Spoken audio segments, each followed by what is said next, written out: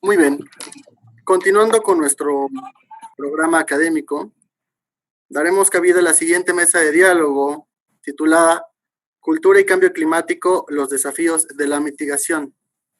Para esta mesa de diálogo nos acompañan expertos en la materia, que tengo el honor de mencionar los nombres y cargos de ellos, iniciando con la doctora Lisbeth Sagols Sales.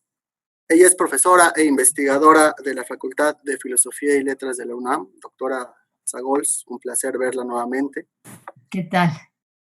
El doctor Frédéric Bacheron Oriol. Él es representante de la oficina en México de UNESCO.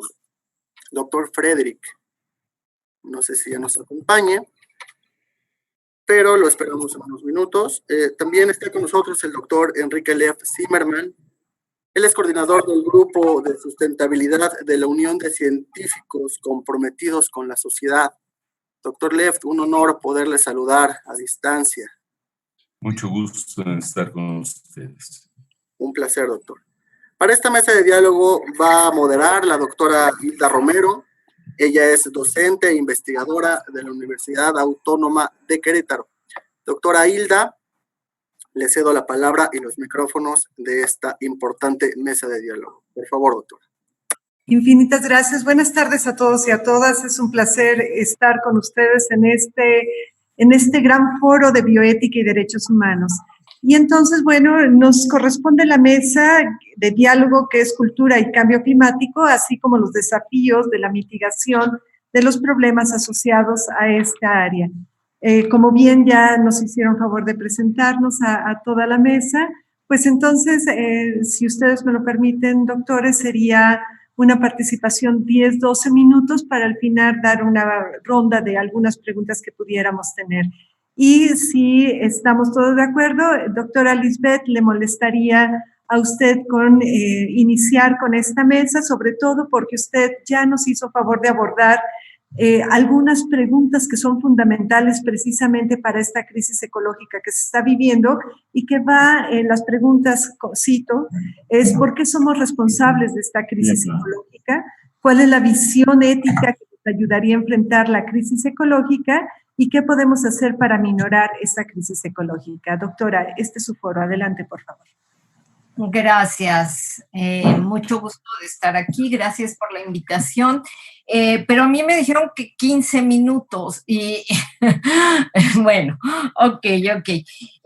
Yo quiero empezar con una frase de Lovelock que dice, nos falta una intuición, un instinto que nos diga cuando Gaia está en peligro. Me parece de lo más importante porque si no tenemos esa reacción desde lo más profundo de nuestro ser, no sé si vamos a hacer algo por la crisis ecológica. Advierto que voy a hablar un poco desde la alarma, pero no desde la desesperanza. Cuando la Declaración Universal de Bioética y Derechos Humanos formuló sus artículos 14 y 17, donde dice que la salud implica la mejora de las condiciones de vida y del medio ambiente, así como que es necesaria la protección del medio ambiente, la biosfera y la biodiversidad, poniendo atención a las interconexiones de todas las formas de vida, no imaginó, la UNESCO, no imaginó que llegaríamos a la situación actual en la que la ecología de la Tierra entera es insana. Estamos ante la posibilidad de un colapso climático que es sin duda nuestro principal problema, más importante que la amenaza de una tercera guerra mundial, el doloroso aumento del hambre y que la pandemia del COVID-19. De hecho, la pandemia es inexplicable sin la crisis climática. Como bien lo señala Rudolf Gosland, la alteración del clima ha tenido efectos en la degradación de los bosques, en el aumento de la contaminación y la extinción de especies. o sea, en la destrucción de la biodiversidad. Al no encontrar hospedarios en especies que habitaban los bosques, el coronavirus saltó a especies cercanas a nosotros, como el murciélago y el pangolín. Los riesgos e inconvenientes de esta situación están a la vista. No obstante, algo mucho peor puede estar por venir y será la crisis climático-ecológica. Desde 1957 supimos del calentamiento global y que es provocado por las emisiones de gases de efecto invernadero, en especial el CO2, que compone la llamada huella ecológica y provoca la mayor contaminación para el planeta y todos los seres vivos. Desde esa fecha se creó la Convención Marco de Naciones Unidas sobre Cambio Climático y posteriormente la Conferencia de las Partes para lograr la cooperación de los países a disminuir las emisiones de CO2. Desde entonces, informes y acuerdos van y vienen, pero los gobiernos no han tomado en serio la alerta que contienen dichos documentos. La huella ecológica sigue aumentando en exceso y hoy en día estamos superando las 415 partes por millón. En consecuencia, nos estamos acercando al 1.5 grados centígrados de aumento de temperatura mundial, que es el límite propuesto para el 2030, a fin de evitar la catástrofe. El hecho es que en julio de este año ya alcanzamos un aumento de 1.23. Nos queda solo el 0.27 de aquí al 2030. Suena imposible. No estamos siendo realistas.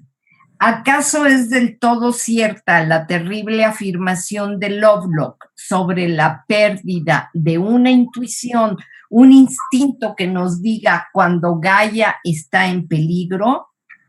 ¿Cuál es nuestra postura vital y nuestra ética?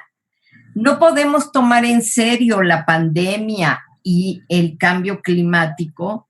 ¿Qué futuro queremos para el planeta y nuestros hijos? Antes de la revolución industrial, la concentración de CO2 en la atmósfera era de 280 partes por millón. En este año ya no son los 415 que dije, sino que son actualmente 417 partes por millón, según el Observatorio de Mauna Loa. Por fuerza, este brutal aumento ha provocado un desgaste extremo en la Tierra, un incremento en la contaminación del aire, acidificación de los océanos, ha provocado también tormentas de lluvia y granizo, ciclones, inundaciones, sequías extremas, grandes incendios y gran cantidad de migraciones. En este año han habido 20 millones de migrantes por situación climática. La situación del clima se ha tornado grave, pues tiene características similares al calentamiento global que provocó la quinta extinción de especies. La elevación actual de la huella de carbono es, como sabemos, consecuencia de los combustibles fósiles, del gran consumo capitalista y consumos de los bienes de la tierra también. Por ello se dice que los humanos hemos inaugurado una nueva era geológica, el Antropoceno, que indica la gran afectación provocada a la atmósfera. Pero sin lugar a dudas, los peores efectos del calentamiento global son la sexta extinción de especies y el fenómeno más terrible de todos, el deshielo del Ártico, esperado para el 2050, pero que se está adelantando vertiginosamente según los últimos reportes científicos, con lo cual completamos el cuadro de una gran hecatombe. El adelanto del deshielo se debe a que el clima es un fenómeno complejo, cuyos cambios no son graduales, sino intempestivos. Con el calentamiento global estamos ante la lógica de la incertidumbre y puede darse un vuelco, un punto de inflexión o no retorno que nos lleve al pronto deshielo casi total del Ártico, y entonces comprenderemos lo que conlleva el calentamiento global. En la pandemia sigue habiendo producción, la globalización no se ha detenido del todo. El capitalismo se ha metido una gran zancadilla a sí mismo, pero sigue funcionando. Sin embargo, si llegara a darse el deshielo del Ártico, nada de esto sería posible. La falta de hielo liberará el gas metano atrapado en el permafrost del Ártico, y esto elevará la temperatura a niveles que harán imposible la vida de plantas, animales y humanos cercanos. Las grandes migraciones de posibles sobrevivientes se multiplicarán, y los seres más vulnerables que tanto preocupan a las políticas de equidad serían los más afectados. ¿No será urgente detener la sexta extinción y hacer algo por el Ártico? Si no lo hacemos, nos extinguiremos nosotros mismos, pues la biodiversidad es el seguro de vida de todo lo vivo. Al ir contra ella, nos estamos destruyendo. Múltiples voces nos han advertido que estamos acabando con el escudo de la vida, y ningún sistema de salud puede ayudarnos tanto como la biodiversidad. Todo parece indicar que las organizaciones internacionales y los gobiernos deben empezar a sacar lecciones del COVID para mostrar a los ciudadanos el peligro en que estamos. Sin cuidar la salud de la tierra, no habrá salud para nosotros. Hay una sola salud, no dos. Estamos en interconexión, según advierte la Declaración de la UNESCO. Ante el colapso climático y la pandemia, ahora paso hacia una ecoética filosófica. Ante el colapso climático y la pandemia se han consolidado dos posturas populares, digamos, pero la ética filosófica propone una tercera. Por un lado está el optimismo ilusionista. El deshielo es demasiado terrible como para que nos ocurra, a lo cual se suma el conocido negacionismo de ciertos políticos e incluso algunos científicos. Por otro lado está el catastrofismo. No hay nada que hacer. Estamos ante el fin del mundo, incluso lo merecemos por nuestros excesos. La filosofía, por su parte, desde la primera posguerra, ha elaborado una serie de filosofías de la crisis en las que escapa a ambas posturas. Ella ha criticado el ambiente mundial de guerra, el desarrollo de una tecnología muy benéfica en muchos aspectos, pero tóxica en otros. Ha criticado también la economía capitalista desbordada, su imposición del consumismo, así como la actitud de soberbia de quienes se concentran en el poder y dominio de la naturaleza. Hans Jonas ha precisado todo esto en el concepto de antropocentrismo ético, es decir, la preocupación exclusiva por nuestras necesidades y el descuido del resto de los vivientes, como si la naturaleza fuese un otro extraño, como si no fuésemos responsables de ella. Desde Edmund Husserl hasta la Escuela de Frankfurt y el ecofeminismo constructivista, la filosofía ha puesto de relieve la necesidad de superar el dualismo humano-naturaleza y entender a ambos de manera conjunta. De ahí la necesidad de hacer entender que solo hay una salud, no dos. Hoy, la conciencia y la teoría éticas tienen ante sí la responsabilidad del presente futuro, las consecuencias del daño hecho a la naturaleza, a los seres vulnerables y las generaciones futuras. Por esto, la ética fomenta la ecoética y la bioética.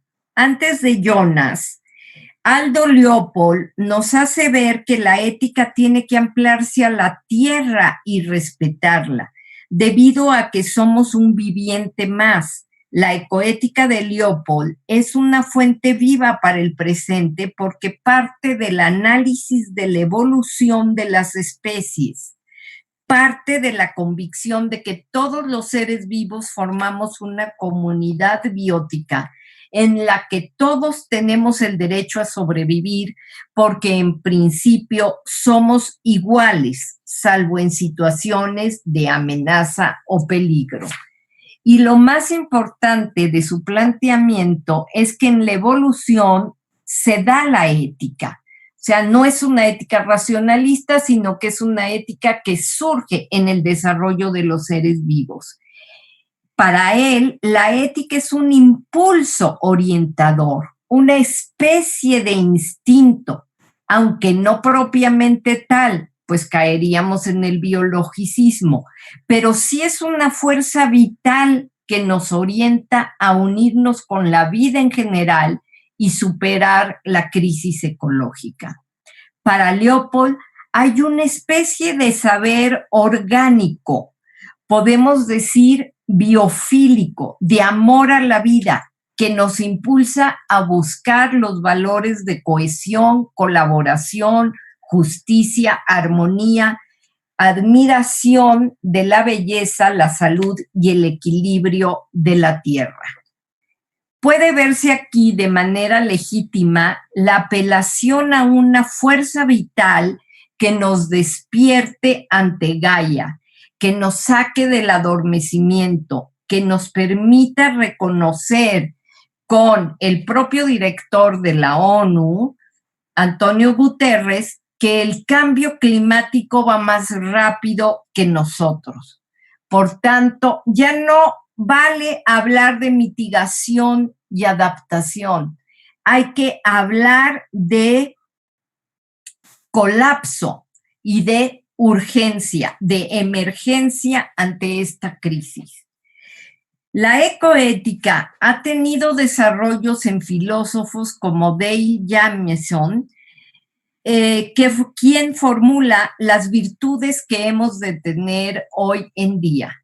Humildad para saber que no somos el centro de la tierra, coraje para luchar por todos los seres vivos, moderación y simplicidad ante el consumismo y conservación. Lo más importante de la ecoética de Jamieson es que estas virtudes no pueden detenerse en caso de que otros no las asuman y no obtengamos los resultados. Para que haya virtud, nos recuerda Jamieson, es preciso que se dé también la incondicionalidad en el actuar. Esta es la verdadera motivación ética, emprender la acción por convencimiento propio, porque sí, porque el sujeto lo ha decidido desde su fuero interno y no está esperando que los demás sean virtuosos para hacerlo. El origen del cambio colectivo está en el individuo, porque la acción individual, por mínima que sea, deja huella en los demás. Y nada más necesario que influir en la comunidad, en las políticas públicas y acaso en los políticos.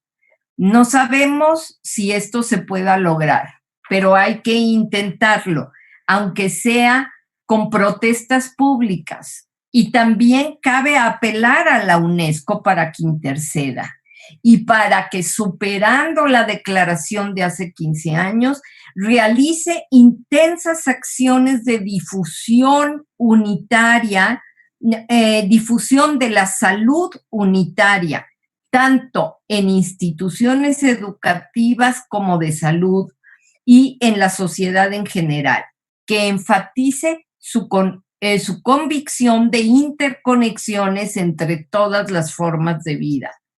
En mi opinión, es hora de que la ONU convoque a los gobernantes y a los dueños de monopolios para que hagan firmes aportaciones a la situación actual y se replanteen la economía mundial y el tan glorioso desarrollo. ¿Y todo para qué si se acerca la hecatombe? Es difícil tener esperanza ante la crisis climática. Estamos en la incertidumbre que trae consigo la alteración de los sistemas complejos. No sabemos lo que pueda pasar, pero hemos de aprender a vivir en el no saber. La esperanza nos remite en primera instancia a algo esperado según un diseño y proyecto de acción. Sin embargo, ahora la posibilidad del colapso climático nos coloca en una situación especial que nos hace aspirar a lo inesperado. Cualquiera que haya vivido una catástrofe climática sabe que en verdad estamos a la deriva. No nos queda más que participar en buenas prácticas de políticas públicas y cultivar una individualidad ética que contribuya con su comunidad desde la biofilia y la incondicionalidad de las virtudes. La esperanza no se basa en el afuera, sino en la solidez del sujeto que aspira a lo mejor, sin caer en falsas ilusiones. De esta forma, aunque la sexta extinción nos devore algún día, daremos testimonio, mientras tanto, de que a pesar de su ciega destrucción, el humano es capaz de creatividad, afán de salud y agradecimiento con la tierra. Gracias. Muchísimas gracias, doctora Lisbeth. Le agradecemos mucho sus palabras y si tenemos un tiempo retomamos algunos de los conceptos que usted nos hizo favor de enmarcar. Tenemos al doctor Frederick Bacheron Oriol. Bienvenido, doctor Frederick. Él es representante de México de la Organización de las Naciones Unidas, pero sobre todo tiene una trayectoria de más de 26 años con trabajo sobre la comprensión y la intervención en materia de trabajo para la paz, de patrimonio, de desarrollo sostenible, diversidad y cooperación regional. Bienvenido, doctor. Muchas gracias. Muchas gracias. Y es un gusto para mí participar en este importante e interesante mesa de diálogo, cultura y cambio climático, los desafíos de la mitigación. Y compartir además esa mesa con la doctora Lisbeth Sagors-Sales, que acabamos de escuchar, profesora de la Facultad de Filosofía de la UNAM, el doctor Enrique Lev-Zimmermann, un gran científico comprometido con la investigación y la docencia, y a la doctora Hilda Romero. Es un gusto saludarles y en esos minutos darle un poco la posición que tenemos sobre ese tema tan importante. En estos tiempos de emergencia sanitaria es posible notar la importancia de la ciencia en la investigación más que nunca. Los adelantos científicos y tecnológicos para creer en grandes beneficios de la especie humana, destacando el bienestar de todos, en lucha justamente contra el cambio climático. El 19 de octubre del 2005, la Conferencia General de la UNESCO aprobó la Declaración Universal sobre Bioética y Derechos Humanos, donde se estipula la excepcional capacidad que posee el ser humano para reflexionar sobre la propia existencia y su entorno, así como para percibir la injusticia, evitar el peligro, asumir responsabilidades. Teniendo en cuenta los rápidos adelantos de la ciencia y tecnología que afectan cada vez más a nuestra concepción de vida y a la vida propia, que han traído consigo una fuerte demanda para que se dé una respuesta universal a los problemas éticos. Justo en el mes de agosto pasado, la relatora especial sobre los derechos culturales, Karima Benune, en un informe muy importante, aborda las implicaciones de la actual emergencia climática para la cultura y los derechos culturales. Es un aspecto que a menudo se ha pasado por alto, que no se ha realmente analizado con profundidad. La relatora analiza los efectos negativos del cambio climático en la cultura y también el disfrute de los derechos culturales y sobre todo la repercusión positiva que podría tener ambos como herramientas fundamentales para responder a la emergencia climática.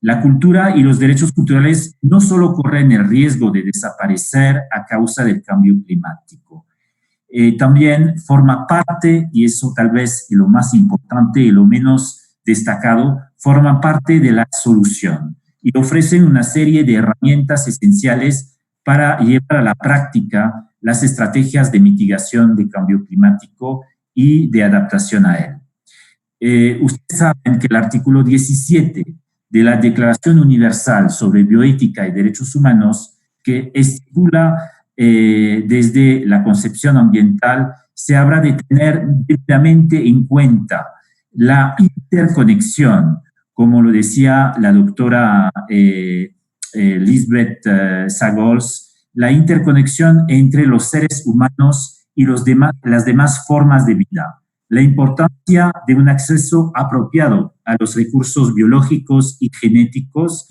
y su utilización al respeto del saber tradicional y papel de los seres humanos en la protección del medio ambiente, la biosfera y la biodiversidad. Asimismo, la Declaración de Principios Éticos en relación con el cambio climático de 2017, en su artículo 11, reconoce el valor de la diversidad cultural, social y de género para constituir una importante fuente de saber con la que fomentar el diálogo y el intercambio de conocimientos indispensables para hacer frente al cambio climático. Existe un consenso internacional generalizado de que el cambio climático requiere una respuesta colectiva de todos los que contribuyen a causarlo. El cambio climático ya ha causado daños a poblaciones humanas y no humanas por igual y es probable que este daño aumente a medida que se intensifica el cambio climático. Desde esta perspectiva consensuada, incumbe a los agentes individuales, corporativos, nacionales e internacionales el deber de asegurar que no contribuyan más a provocar el cambio climático, sino que contribuyan a revertirlo. La UNESCO reconoce la importancia de los vínculos entre la diversidad biológica y la diversidad cultural para avanzar en nuestra comprensión de lo que llamamos la diversidad biocultural, como una interacción compleja entre la biodiversidad y la diversidad cultural y sus impactos decisivos en la sostenibilidad económica, política, ambiental, social y cultural. Además, reconoce las importantes contribuciones de la diversidad biológica y cultural a nuestra salud, bienestar, así como a la construcción de sociedades resilientes y sostenibles como la que hoy enfrentamos. En 2014, el Grupo Intergubernamental de Expertos sobre el Cambio Climático destaca los sistemas y prácticas de conocimiento indígena, local y tradicional, incluida la visión holística de la comunidad y el medio ambiente de los pueblos indígenas, que son un gran recurso para la adaptación al cambio climático.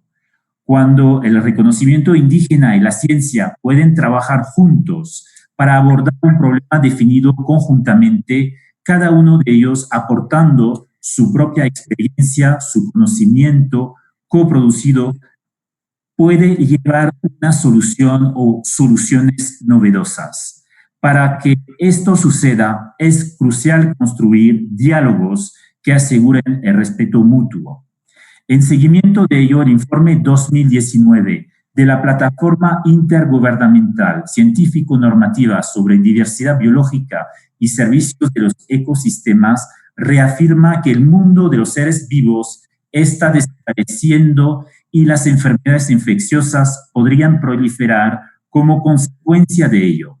Asimismo, el mismo informe destaca las estrategias y mecanismos de los pueblos indígenas y comunidades para contrarrestar la pérdida de biodiversidad.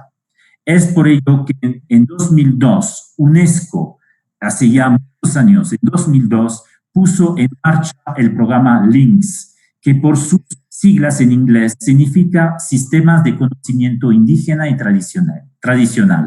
A través de este programa, la UNESCO busca justamente integrar estos conocimientos a las plataformas de políticas para el desarrollo científico de sus Estados miembros.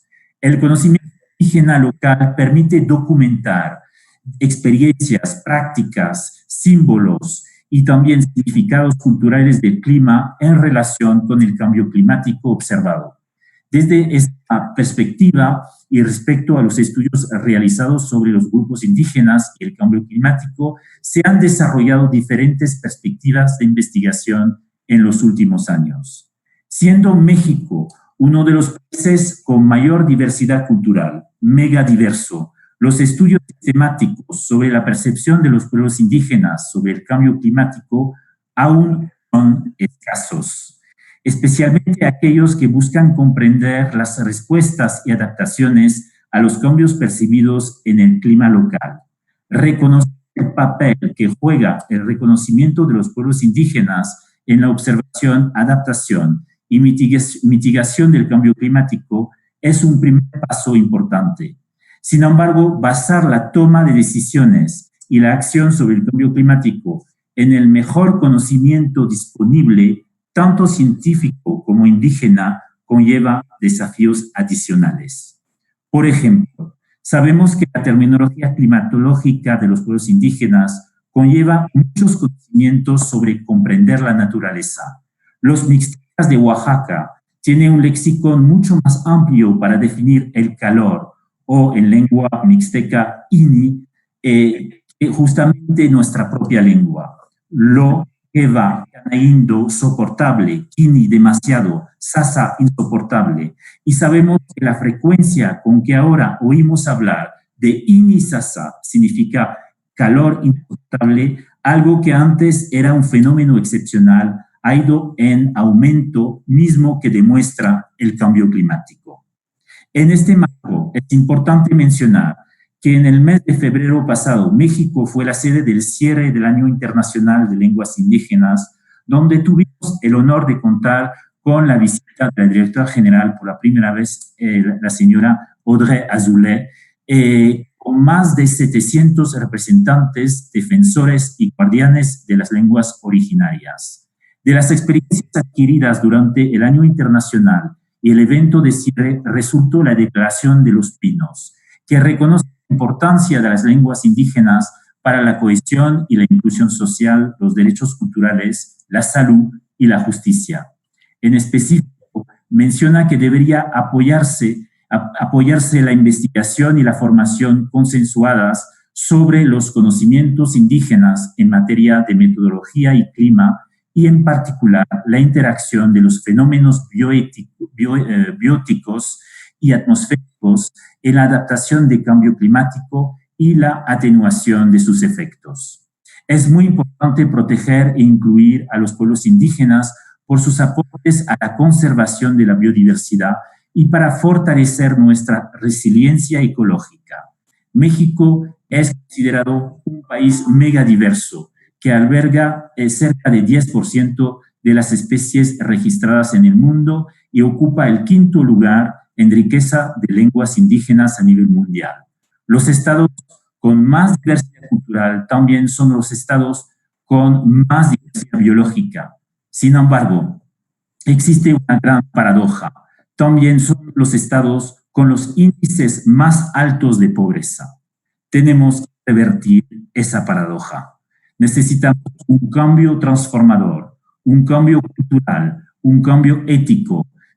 Tenemos que dirigirnos para responder a las necesidades humanas en armonía con la tierra, respetando sus límites, con un sentido de igualdad y de solidaridad con las generaciones futuras. La reconciliación entre los pueblos y las personas y la eliminación de toda forma de violencia, odio y venganza, la utopía de la comensalidad, que consiste en sentarse juntos en torno a la mesa común, sin exclusiones, para compartir los frutos de la tierra.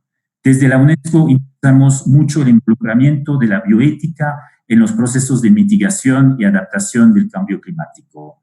Los especialistas en bioética pueden concientizar a los líderes de las organizaciones sanitarias sobre cómo sus decisiones tienen un impacto en el cambio climático. Pueden también alentar a los hospitales y centros médicos a considerar formas de reducir su contribución al calentamiento global, cómo mejorar la eficiencia energética, promover el teletrabajo y la telemedicina y alentar el uso del transporte público. En segundo lugar, los especialistas en bioética participan en debates sobre cuestiones relacionadas con el cambio climático que surgen fuera del ámbito de la atención de la salud, como la preparación para desastres, la política de uso de la tierra, el derecho y la ética internacionales y los sistemas de comercio y límites de contaminación. Yo felicito la iniciativa de este evento y gracias por la invitación. Le deseo todo el éxito y ojalá podamos trabajar para salvar nuestra tierra. Agradezco mucho la atención. Gracias. Le agradecemos mucho su participación, doctor Frédéric Vacheron, y de igual forma nos quedamos con algunos puntos que quisiéramos discutir al final de la mesa, si no lo permite, doctor. Muchas gracias. Nuestro tercer participante, el doctor Henry Dan Lev Zimmerman, es profesor investigador nivel 3 a nivel nacional y además tiene alrededor de 30 libros que ha trabajado sobre cuestiones de crisis climática y algunas cuestiones que requerimos para temas ambientales y sustentabilidad desde las diferentes disciplinas. Doctor Henry, bienvenido. Está usted en su casa. Tiene 15 minutos para su exposición, por favor. Muchísimas gracias.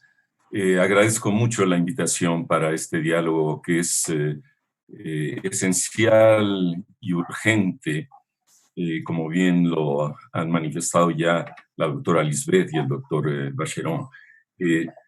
Estamos ante una inminente catástrofe civilizatoria y esto no es por darle tintes catastrofistas, digamos, a nuestros ánimos, sino por un mínimo de percepción y de comprensión objetiva de lo que está aconteciendo en nuestras vidas, en nuestro planeta. La crisis ambiental, como hemos dicho repetidas veces, es una crisis civilizatoria.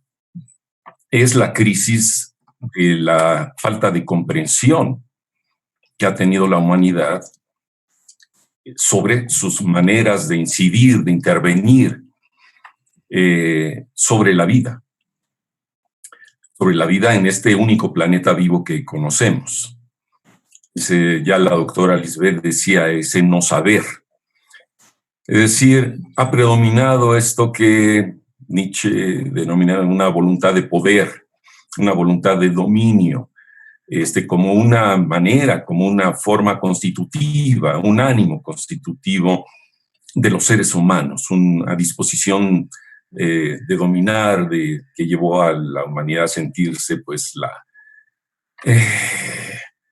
la especie suprema de esta creación. Pero sobre todo de una racionalidad, de un modo de comprensión y de intervenir sobre el mundo. Y esto, pues, a lo largo de 2500 años de este proceso civilizatorio, si nos atenemos a los inicios de la civilización griega, hoy se presenta pues como la irrupción de esta crisis climática, donde la crisis epidemiológica es parte de ello, como ya lo dijo la doctora Lisbeth, y ha hecho un magnífico diagnóstico de esta situación crítica por la que atravesamos. Entonces no quiero repetir esta situación crítica. Me quiero detener en la dificultad que tiene la humanidad para comprenderlo, para sentirlo, para hacerse cargo. Es decir, ¿a dónde está esa pretendida biofilia a la que apela Leopold? ¿A dónde nos queda todavía, si no capacidad de raciocinio, capacidad de sensibilidad, en un momento de esta historia civilizatoria, donde lo que vemos día a día, más allá de las señales del cambio climático, es la degradación de la vida, de la sensibilidad de la vida? Es decir, donde vemos que está instaurada en el alma humana una desensibilización, del mínimo de que podría decir uno, de un sentido humano, de una sensibilidad humana, de una ética, de una disposición ética. Estamos realmente ante un momento catastrófico en ese sentido, que va mucho más allá, digamos, de lo que ya percibían en el siglo XIX los grandes poetas o los grandes filósofos, ¿no? Como esa primera intuición de lo que estaba generando este mundo intervenido por la técnica. Y donde ya en nuestro siglo, pues sí, un Hans Jonas, un Leopold, un Emmanuel Levinas, apelan a la ética. Y la gran pregunta es si todavía nos cabe en el alma la ética. En un momento, en una situación donde el ímpetu de esa racionalidad, digamos, para ponerla en términos que comprende el mundo entero, el capital, que es a donde ha cristalizado la racionalidad de este proceso histórico, el capital como la agencia dominadora de la globalización del planeta que interviene la dinámica, el metabolismo de la biosfera, liberando no solamente los gases de efecto invernadero que nos han causado el cambio climático, sino, como se dice casi eufemísticamente, liberando a los virus. Miren, lo decía en algún pasaje de uno de sus seminarios el gran psicoanalista Jacques Lacan, reflexionando de esto, ¿no? ¿De qué manera puede llegar la humanidad a percibir, a sentir profundamente la fragilidad de la vida? Es decir, ese llamado a esa biofilia, porque el propio Freud pues, planteaba que frente a Eros, Tánatos se la llevaba, ¿no? Es decir, estamos instaurados en un proceso civilizatorio donde la muerte es la que llama, ¿no? Decía Heidegger, el ser hacia la muerte, en el olvido de la vida. Lo que ha perdido esta humanidad es el sentido, la comprensión. Lo que se ha perdido es eso, lo que se ha olvidado es la vida, la comprensión profunda de la vida. Y por eso yo me pregunto si ante esto la capacidad de respuesta y de solución, el giro histórico que necesitamos para instaurar no la esperanza solamente, sino la sustentabilidad de la vida, habrá de venir de lo que nos quede de esa biofilia, de esa disposición a la biofilia, cuando estamos arrastrados por la necrofilia. Y Y lo que yo pienso, honestamente, en este lugar, la doctora, los pueblos de la tierra. Los pueblos de la tierra porque son esas comunidades humanas donde todavía guardan en el corazón, en el ethos comunitario, un sentido de vida. Cuando apelan al vivir bien, están apelando a una relación con los enigmas del cosmos, pero también con sus condiciones biosféricas, ecosistémicas, de relación con los otros, ¿no? Las prácticas del don, de la reciprocidad, pedirle a la Pachamama permiso para cultivarla. Es decir, ahí todavía hay en el alma humana una capacidad, una disposición. Y entonces los derechos humanos, hacia donde deben de enfocarse, junto con, o más allá de apelar hacia un principio bioético que ha sido, déjenme decirlo, totalmente cooptado por la racionalidad económica. Veámoslo simplemente en este evento reciente, la pandemia, que se ha apelado a la bioética. ¿Cuál es la bioética?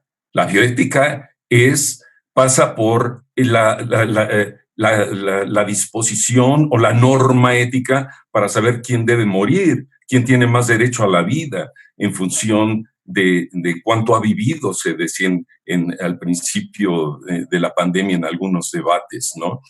Es decir, ¿para quién son los ventiladores? Y todo pasa por cuánta, o sea, ¿qué es normal? O sea, más de 1,000,000 de muertos. ¿Eso es normal en el siglo XXI? ¿Quién tiene derecho a vivir? La gente más joven porque ha vivido menos. Es decir, ¿cómo se calcula ese derecho a la vida? Y la gente mayor tiene menos derecho a vivir porque ya terminó su ciclo vital. Es decir, esa deontología no acaba siendo una deconstrucción de la ontología que ha olvidado a la vida. Entonces, la bioética no puede quedarse en ese tipo de deontologías, de normatividades sobre ya lo decía Foucault, el derecho a vivir o el derecho a morir. Y quienes pueden recuperar la vida, el sentido de la vida, producir en la biosfera según las condiciones de la vida y no contra la vida, no sobreexplotando al planeta, son esas comunidades.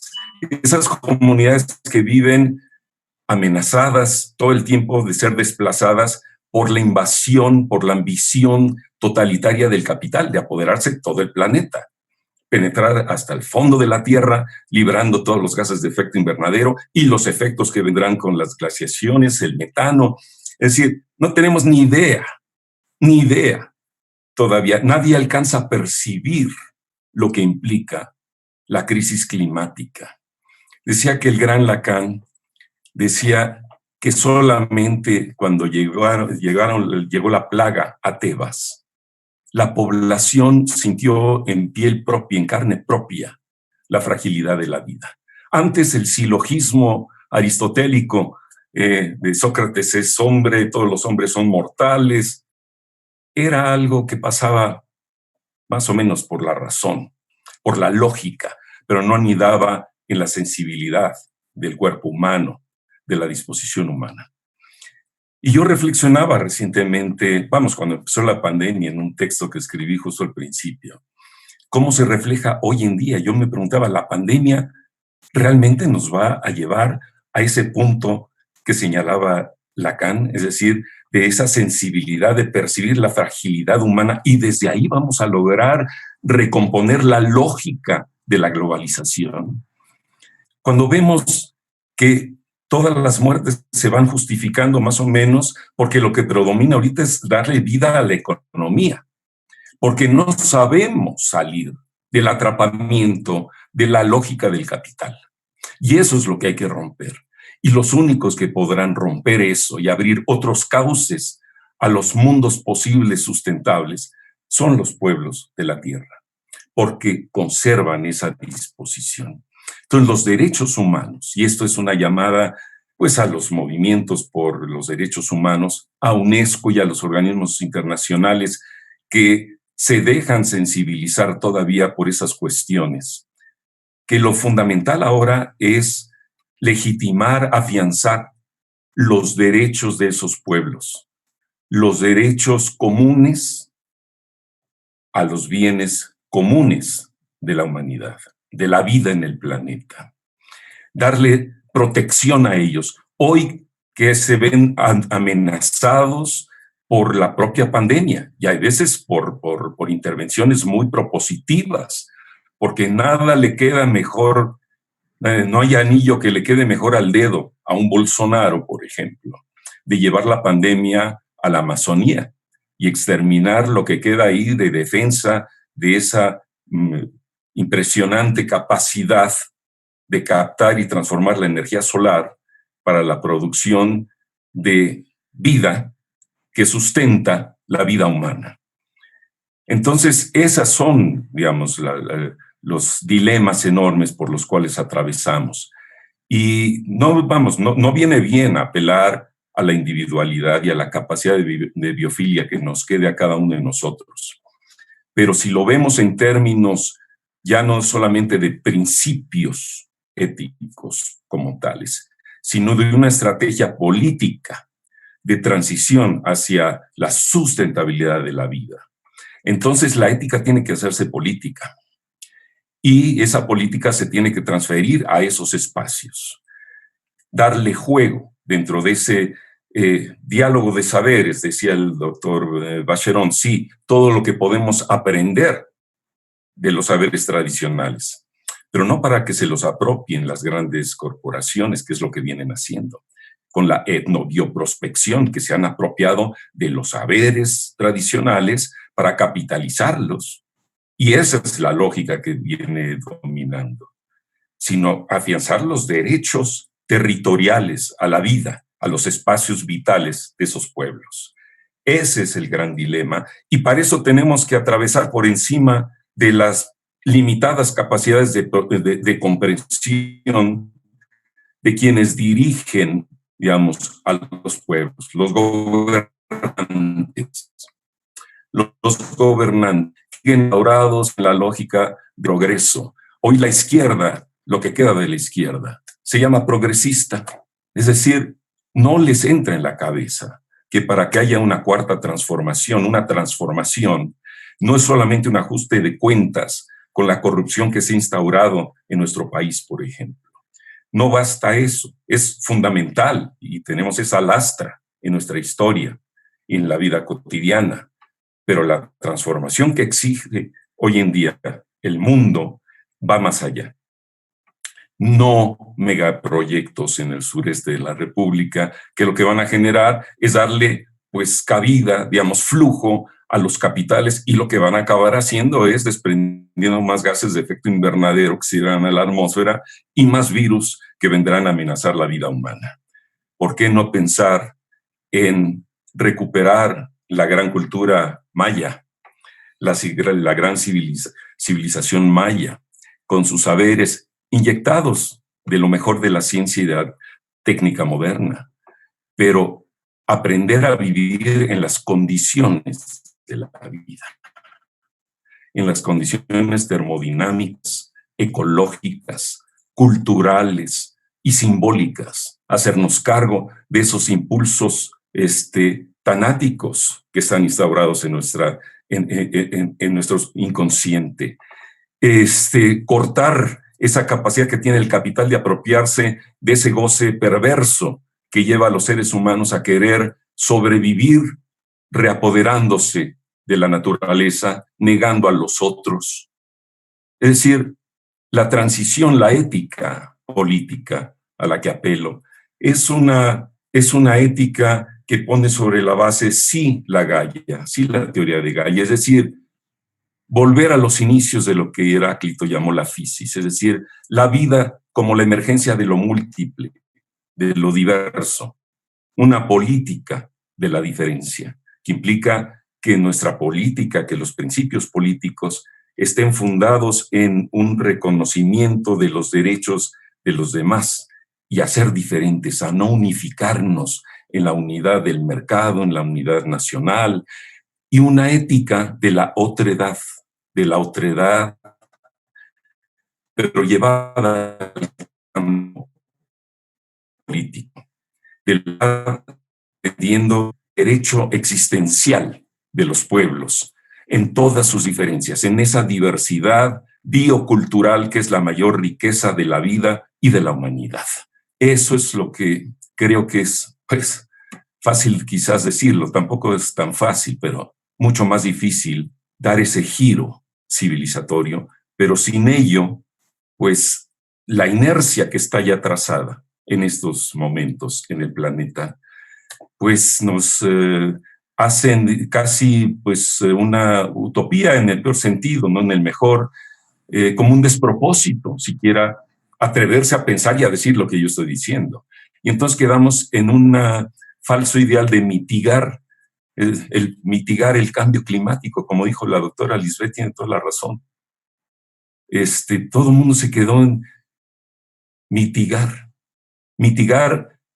un proceso que ya aceptamos como natural. Y sí, el cambio climático va a proseguir.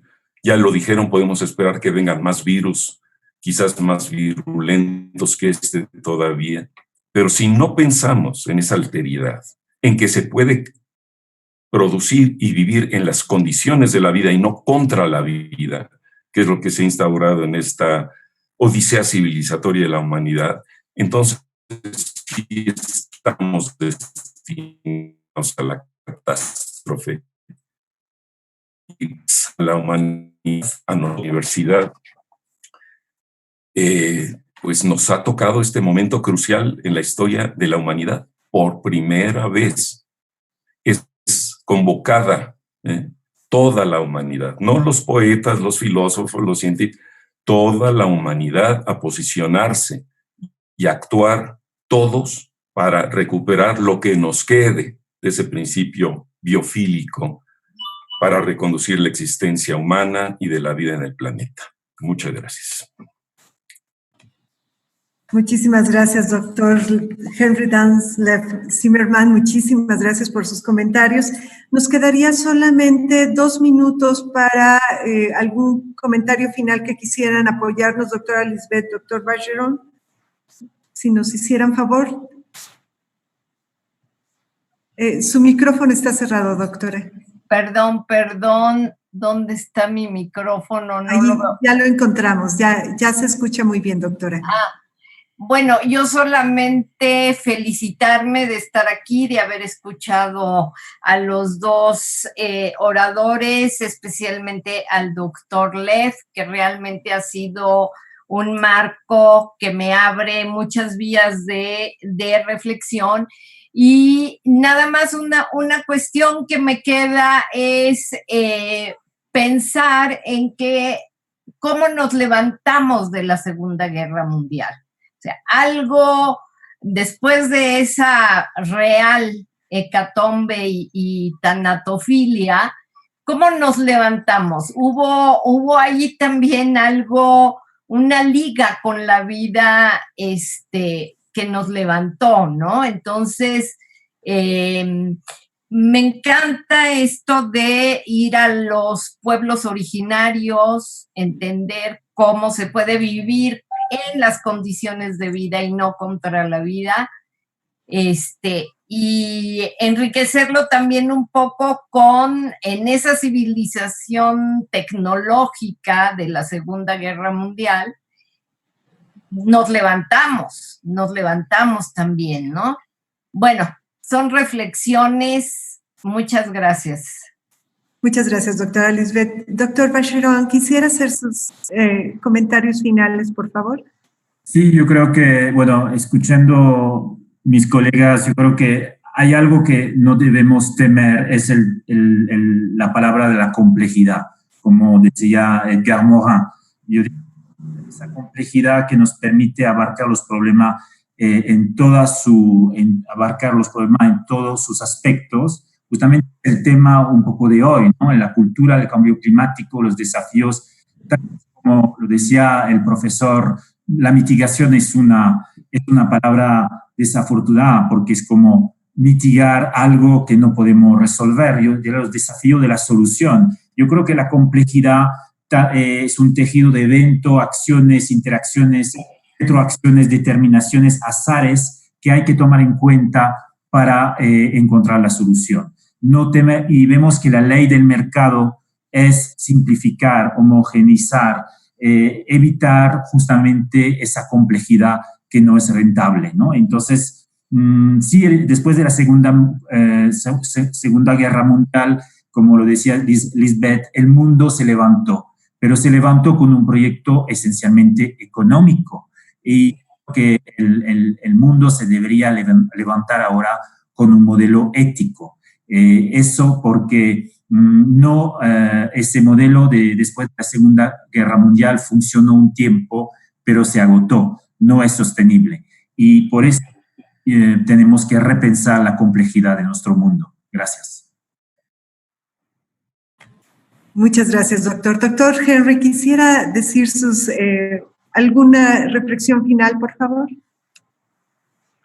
Pues solamente agradecer el que hayan convidado a esta mesa de diálogo para pues apuntalar, digamos, nuestras neuronas, nuestros corazones, ver hacia dónde tenemos que encaminar estos esfuerzos de todos y rescatar la vida en el planeta y de las nuestras propias.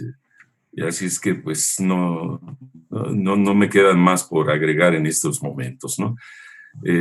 Ojalá y estos diálogos proliferen y ojalá aprendamos a dialogar con esos otros que saben o no saben, digamos que saben mejor lo que no saben y saben vivir mejor en lo que no saben y saben desde esa sensibilidad conducir la existencia humana. Así es que aprendamos y mucho de ellos. Pues es un honor para nosotros y nosotras tenerles esta tarde con nosotros, obviamente. Gracias, sobre todo que estamos festejando estos 15 años de la Declaración Universal de Ética, Bioética y Derechos Humanos. Y sin mayor preámbulo, pasaría el micrófono al maestro Edeth González Roldán, no dejando de agradecer la profundidad de sus reflexiones y los retos que nos dejan en nuestras manos. Muchas gracias. Buenas tardes. Muchas gracias, doctora Hilda Romero.